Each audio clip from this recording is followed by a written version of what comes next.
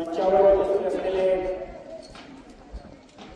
आचार्य आदरणीय प्रमोदजी ठोंबरे सर, राष्ट्रीय स्तरावर सरांचं नाव आहे. मी तुम्हाला या अगोदर सांगितलं होतं की वर्ग 9वी आणि 10वी याचं जे गणित विषयाचं पुस्तक आहे, त्या गणित विषयाच्या पुस्तकामध्ये सरांचं नाव आहे आणि ते याच्यामुळे की सरांनी ते पुस्तक लिहिण्यामध्ये सरांचं खूप मोठं योगदान है. सर ने वो किताब लिखने में बहुत बड़ा योगदान दिया है. सर IIT मुंबई यशदा इसके रिसोर्स पर्सन है, जो पूरे स्टेट में सर के स्पीचेस होते हैं, पुणे में होते हैं, मुंबई में होते हैं, नागपुर में होते हैं. अभी फिलहाल एक तो ये फोटो सर का यहाँ पर हमने अब देख रहे हैं अपन, अपने जो शिक्षा मंत्री है दादाजी भोसले के साथ में सर का फोटो आप लोग देख रहे हो. अभी कुछ ही दिन पहले 10-15 दिन पहले सर का एक कॉन्फ्रेंस में भाषण हुआ था, स्पीच हुई थी और वो स्पीच को अपने शिक्षा मंत्री दादाजी भोसले इन्होंने बहुत गौर से सुना और उसके बाद में अपने शिक्षा मंत्री दादाजी भोसले इन्होंने सर का बहुत बड़ा सत्कार किया. उसमें बहुत सारे स्टेट गवर्नमेंट के एजुकेशन के अफसर थे, सचिव थे.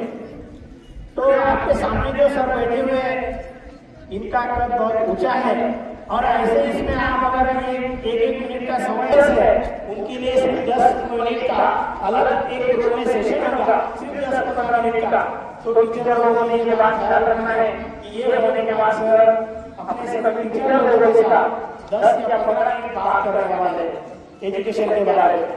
ये उनके साथ में मैं पढ़ा हूँ विवेकानंद विद्या मंदिर युवराश्रम, यहाँ पर हम दोनों पढ़े हुए हैं. सर के मेरे बहुत अच्छे संबंध है और उस संबंध को देखते हुए सर ने मुझे यस बोला है, इसलिए वो यहाँ पर आए हुए हैं. तो आप बिल्कुल शांतता से सर जो बोलेंगे उसको सुनना है. और ये बहुत बड़ी बात है कि सर आपके साथ आपके सामने मन के हारे हार, मन के जीते जीत है, मन के हारे हार, हार गए जो बिगड़े उन पर है धिक्कार, उन पर है धिक्कार. बच्चों, जिंदगी एक जंग है और इसमें जीतने के लिए हमें हर कदम लड़ाई करनी पड़ेगी. कृपया ध्यान से सुनिएगा.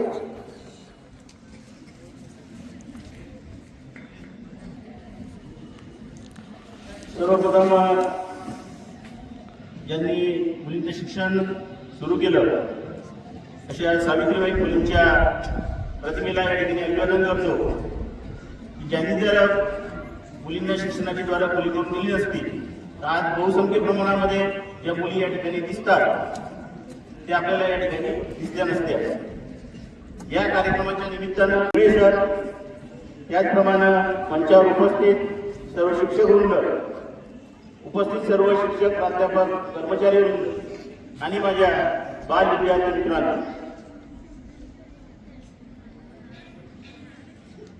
खरोखर आज हा एक आनंदाचा क्षण आहे की ज्या शाळेमध्ये मी तुमच्या एवढा होतो त्यावेळेस तुमच्याच प्रमाणे एक नगरपालिका शाळा क्रमांक 4 मध्ये या ठिकाणी माझं सुद्धा 1 ते 4चं शिक्षण झालेलं आहे. आणि तुमच्यासारखाच खाली बसूनच त्यावेळेस असे काही कार्यक्रम ऐकण्याची जबाबदारी या ठिकाणी आमच्यावर यायची, या ठिकाणी उपलब्ध करून देणार. आणि संधी माझे मित्र मला उपलब्ध करून दिली, सर्वप्रथम त्यांचे या ठिकाणी मी आभार व्यक्त करतो. विद्यार्थी मित्रांनो,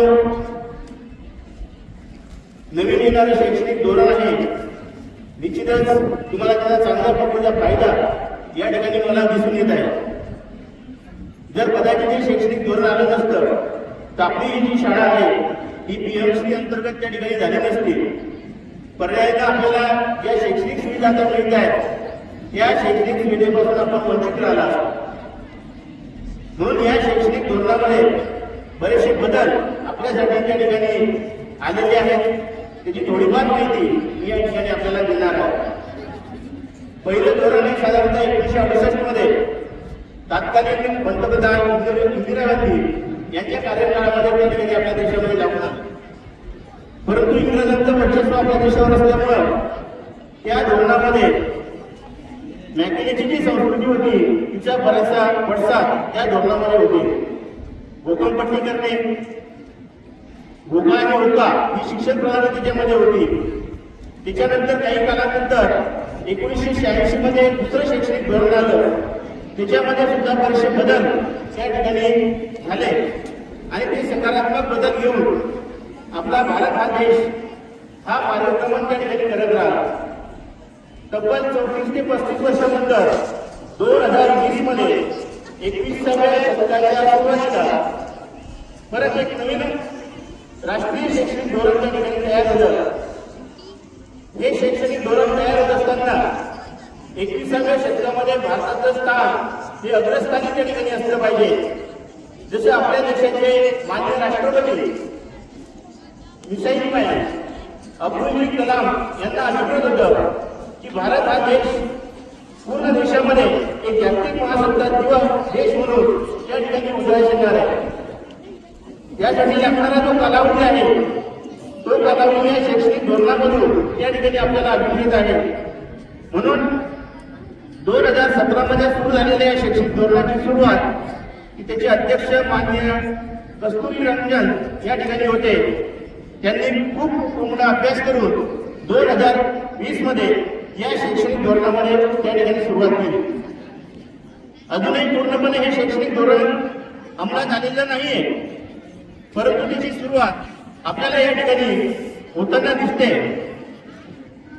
या सर्व सुविधा आजचा विद्यार्थी हा सक्षम उद्याच्या भारताचा नागरिक असला पाहिजे.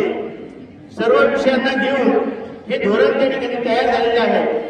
सर्व समाजाचा सहभाग या धोरणामध्ये त्या ठिकाणी आलेला आहे.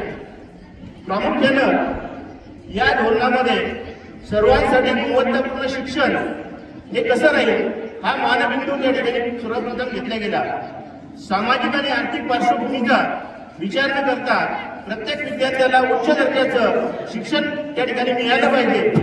या दृष्टीनं शिक्षणाचं सार्वत्रिकरण करणे, पूर्व प्राथमिक ते उच्च शिक्षणापर्यंत सर्वांना संधी उपलब्ध करून देणे हा महत्वाचा उद्देश या धोरणाचा राहिलेला आहे. हे धोरण अतिशय लवचिक आणि एकात्मिक शिक्षण पद्धतीवर आधारित त्या ठिकाणी आहे. अभ्यासक्रमामध्ये लवचिकता असणे, ज्यामुळे विद्यार्थ्यांना त्यांच्या आवडीनुसार आणि गरजेनुसार विषय आणि व्यावसायिक शिक्षण यांच्या समन्वय त्या ठिकाणी साधता आला पाहिजे. कला, क्रीडा आणि व्यावसायिक कौशल्य यांना यांचा अभ्यासक्रम समान महत्व देणं अशा या धोरणाची त्या ठिकाणी संकल्पना होती. हे धोरण त्या ठिकाणी रोड लर्निंग ज्याला आपण घोकंपट्टी असं म्हणतो यावर भर न देता विद्यार्थ्यांच्या संकल्पना आणि विचार प्रक्रिया चांगल्या प्रकारे समजून घेण्यास त्या ठिकाणी मदत करतो. आपल्या शाळेमध्ये आपण पाहिलेलं असेल की या ठिकाणी पीएम स्कूल अंतर्गत सरांनी आताच मला एक आपली लॅब त्या ठिकाणी दाखवली की सर्व विद्यार्थ्यांना त्याच्या गोष्टीचा सहभाग या धोरणामधून त्या ठिकाणी मिळाला पाहिजे. म्हणून या चांगल्या संकल्पना या धोरणामधून त्या ठिकाणी उदयास आलेल्या आहेत. त्यामधून क्रिटिकल थिंकिंग असेल, प्रॉब्लेम सॉल्व्हिंग असेल, क्रिएटिव्हिटी असेल आणि कम्युनिकेशन या सर्व क्षमतांचा विचार या धोरणामधून त्या ठिकाणी केलेला आहे. या धोरणामध्ये त्याच पद्धतीनं तंत्रज्ञानाचा प्रभावी वापर त्या ठिकाणी करणे अतिशय महत्वाचं मानलेलं आहे. ऑनलाईन शिक्षण आणि डिजिटल संशोधनाचा वापर, जसं आताच आपण पाहिलं की आपल्या शाळेची पूर्ण जी पद्धती आहे की ठराविक कालावधी झाल्यानंतर वेगवेगळी बेल वाजणे, खरोखर हा तंत्रज्ञानाचा वापर आपल्या शाळेने या ठिकाणी आत्मसात केलेला आहे. बाकी कोणत्याही शाळेमध्ये अशी परिस्थिती त्या ठिकाणी दिसत नाही. आपण या डिजिटल कौशल्याचा वापर करून आपलं शिक्षण त्या ठिकाणी निश्चितपणे चांगलं करण्याचा प्रयत्न करत आहात. भारतीय ज्ञान प्रणाली आणि संस्कृतीचा समावेश या धोरणामध्ये असणार आहे की आपली प्रणाली असेल, इतिहास असतील, संस्कृती असेल, मूल्य असेल यांचा समावेश या धोरणामध्ये केलेला आहे. स्थानिक भाषांना प्रोत्साहन देणे आणि शिक्षणाचे माध्यम समर्थनाला विकास करणे. विद्यार्थी मित्र मला माहिती असेल की तुमची शाळा मराठी माध्यम आणि उर्दू माध्यमाची शाळा आहे, परंतु या धोरणामध्ये प्रामुख्याने विचार केलेला आहे की त्या विद्यार्थ्याचं 5वी पर्यंतचं शिक्षण, 9वी 8वी पर्यंतचं शिक्षण हे मातृभाषेतून त्या ठिकाणी झालं पाहिजे, की जेणेकरून त्याच्या संकल्पना या पूर्णपणे स्पष्ट होतील. म्हणून उर्दू भाषेतून शिक्षण असेल किंवा मराठी भाषेतून शिक्षण असेल, हे सर्व पुस्तकं भविष्यामध्ये आपल्याला त्या ठिकाणी उपलब्ध होणार आहे. ते ज्ञान आपल्याला त्या ठिकाणी उपलब्ध होणार आहे. म्हणजे इंग्रजीमध्ये जे ज्ञान उपलब्ध आहे ते पूर्ण ज्ञान हे मातृभाषेतून उपलब्ध करून देणे हा या धोरणाचा प्रमुख असा उद्देश आहे. यासोबतच आमच्या शिक्षकांचे सक्षमीकरण करणे हा सुद्धा महत्वाचा उद्देश या धोरणामागे आहे. शिक्षक हे सक्षम झाले पाहिजे. म्हणून मला आठवतं म्हणजे सरांनी आता मागं एक 8-10 दिवसापूर्वी सांगितलं की आमचा एक चांगला ग्रुप वेगवेगळ्या शाळांना भेटी देण्यासाठी त्या ठिकाणी शासनाने त्याचं नियोजन केलं आणि तुमच्या शाळेतील बरेच शिक्षक हे वेगवेगळ्या पद्धतीने आंतरराज्य बाहेरच्या देशाच्या राज्यामध्ये जाऊन या शाळेची स्थिती काय आहे याचं सुद्धा ज्ञान घेऊन या ठिकाणी आलेले आहेत आणि निश्चितच त्याचा फायदा हा तुम्हाला तुमच्या शिक्षण पद्धतीमध्ये होणार आहे. मूल्यांकनामध्ये सुद्धा सुधारणा त्या ठिकाणी या धोरणाला अभिप्रेत केलेली आहे. जी परीक्षा पद्धती आहे त्या परीक्षा पद्धतीमध्ये सुद्धा आमूलाग्र बदल आहे. उद्यापासून आपण पाहतो की शासनाची पॅट परीक्षा, एकदा शांततेत बसा 2 मिनिटं. पॅट परीक्षा आपल्याला या ठिकाणी होऊ घातलेली आहे. कोणत्या विषयाचा पॅटचा पेपर आहे आपला? आपका पैट का पेपर कौन से सब्जेक्ट का है? कौन बोल सकता है? बोलिए बोलो बेटा बोलो. बोलिए. आपका पैट का पेपर की जो पेपर महाराष्ट्र में हर एक बच्चा देगा, मुंबई का बच्चा वही पेपर देगा, नागपुर का बच्चा वही पेपर देगा, उर्दू भाषा वाला वही पेपर देगा, मराठी भाषा वाला वही देगा, हिंदी भाषा वाला वही पेपर देगा. ऐसे पैट के पेपर कुछ शासन ने निर्धारित किए हैं. ऐसे कौन से पेपर आपको देना है? खड़े हो जाओ, आप बोलो बोलो कोई भी. हाँ बोलो बोलो बोलो. इंग्लिश, मराठी, मैथ, साइंस,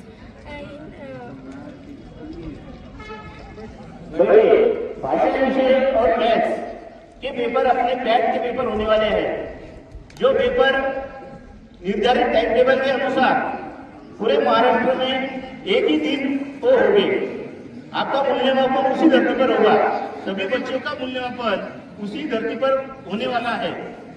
तो ऐसी मूल्यांकन की पद्धति ये नई शैक्षणिक धोरण में होने जा रही है.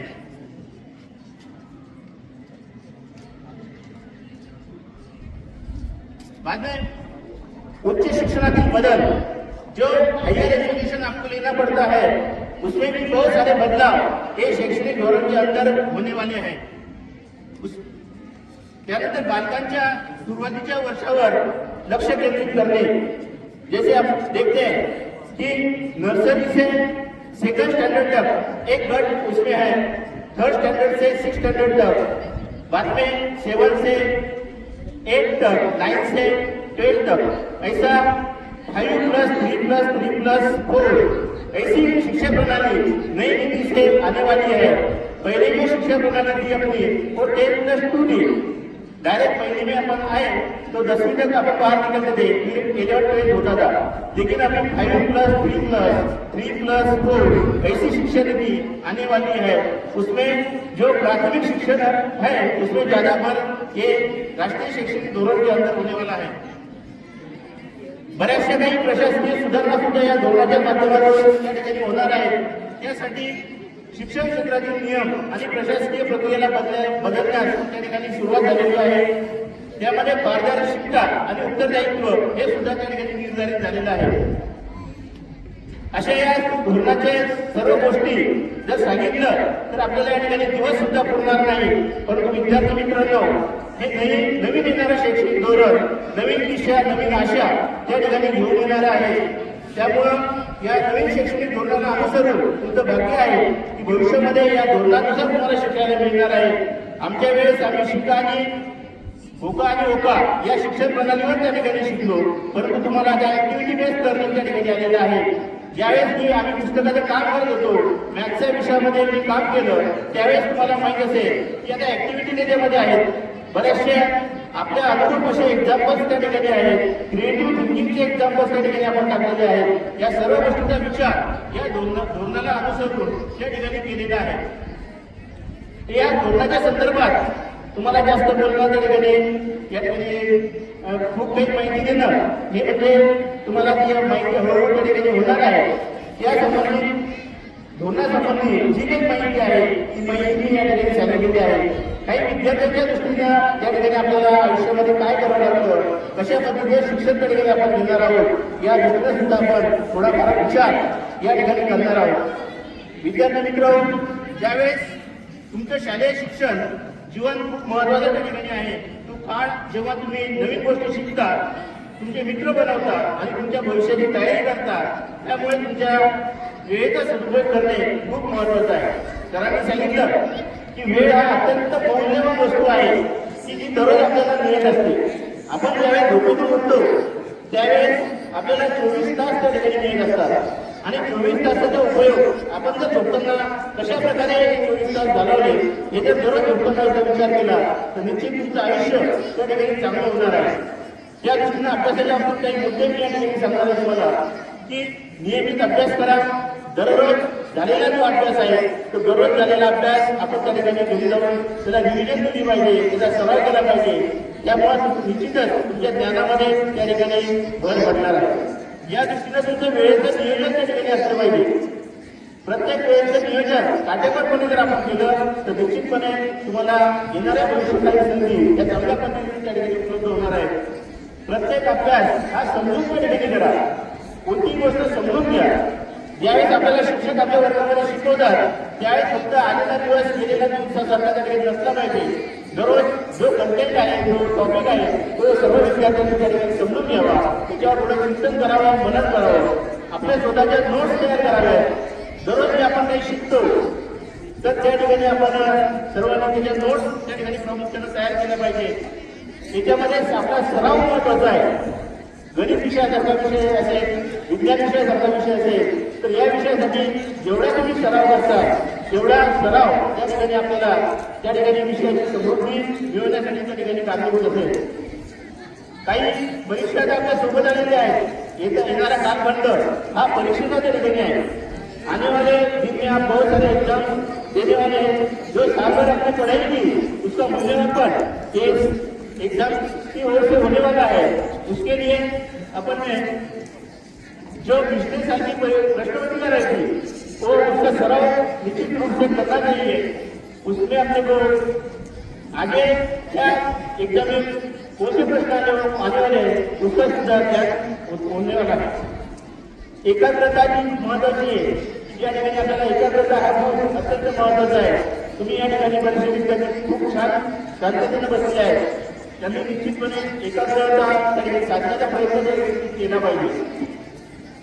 काही महत्वाच्या गोष्टी आहेत त्यामध्ये शाळेचा सहभाग असणं महत्वाचं आहे की नियमित शाळेत आपण आलो पाहिजे. शाळेमध्ये कोणत्याही दिवशी आपण अपसेट न राहता जर नियमित आपण शाळेत आलो तर दिलेला अभ्यास करून आपल्याला त्या ठिकाणी निश्चितपणे चांगल्या स्वरूपामध्ये समजून येईल. जे शिक्षक आपल्याला शिकवतात त्या शिक्षकांचं आपण लक्षपूर्वक त्या ठिकाणी वर्गामध्ये ऐकलं पाहिजे, त्याच्यावर विचार केला पाहिजे. घरी गेल्यानंतर त्याचा सराव त्या ठिकाणी केला पाहिजे. जे उपक्रम आपले चालतात वर्षभरामध्ये वेगवेगळ्या प्रकारचे उपक्रम हे शासन सुद्धा त्या ठिकाणी देतं, आपण सुद्धा त्या ठिकाणी करता.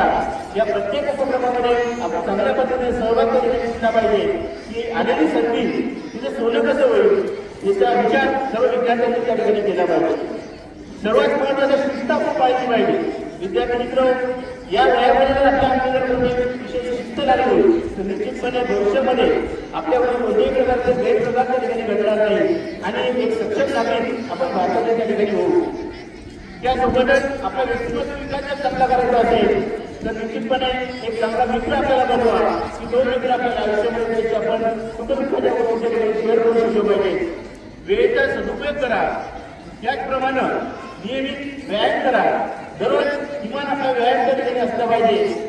पहिल्या शारीरिकच्या तासिका असतात आपल्या शाळेमध्ये याच्यामध्ये जे प्राणायाम असेल, योगा असेल, काही शारीरिक कवायती असतील या निश्चितपणे आपण केल्या पाहिजे की जेणेकरून आपल्याला त्याची चांगली सवय कधी लागली पाहिजे. चांगल्या सवयी आपल्याला करणं हे एवढंच महत्वाचं आहे. आणि वाचन करणं दररोज किमान आपण एक पेज तरी वाचलं पाहिजे. त्याच्यावर आपल्याला सुद्धा लेखन करणे असलं पाहिजे. प्रत्येक गोष्ट शिकण्याच्या वृत्तीने जर आपण केली सुनिश्चित त्याचा चांगला परिणाम या ठिकाणी होतो. मोठ्यांचा आदर घरामध्ये आपले आई असतील, वडील असतील, आपले आजोबा असतील, आजी असेल, आपले शिक्षक असतील यांचा सुद्धा नियमितपणे आपण आदर केला पाहिजे. त्यावेळेस त्याचा एक परिणाम चांगला त्या ठिकाणी दिसून येतो. तर अशा या सर्व गोष्टी आहेत या निश्चितपणे आपण आपल्या आयुष्यामध्ये त्या ठिकाणी अंगीकारल्या त्याचा चांगला फायदा हा दोन्ही विद्यार्थी मित्रांना या ठिकाणी होईल. बराच वेळ झाले जे लेखन तुम्ही केलं आहे त्या संबंधी काही प्रश्न असतील, काही प्रश्न असतील आपल्यामध्ये निश्चितपणे ते आपल्याला विचारावे.